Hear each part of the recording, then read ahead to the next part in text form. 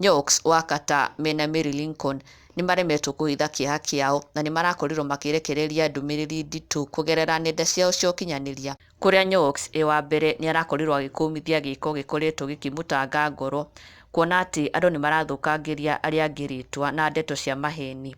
Ũgakora atĩ someone who barely knows anything about you is busy spreading lies about you and you are left trying to clear your name and image. Nĩ ũrĩa ũthũkangĩirwo rĩtwa kũu nja nĩ andũ nginya matakũĩ. Na Nyoxx rĩu nĩ augĩte enough is enough, na nĩ ararekereirie mũkana ũyũ akiuga o mũndũ aheane rũgano rũrĩa rwĩ rwake atigane na ndeto cia arĩa angĩ.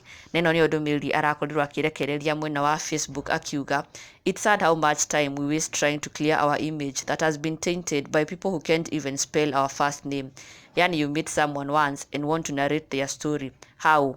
Why? With whose authority? Kwanza the audacity. I mean, you have your story. Give it. Let us give ours. It's our lives after all. Kwa ile beacon ndio we draw the line nani. Nyoxx augite o mundu ahinjo ni make. Let each mind their own story. Na mundu aheane rugano ruria rwi rwake. Nake Mary Lincoln shared this message here kuri mafans ake, whereby she was cautioning them to not be quick to judge others. Kwanza rira wona mundu akirite akiuga, when you see someone go quiet, to nginya korwo ati ni gwitia aretia, aca ti gwitia aretia.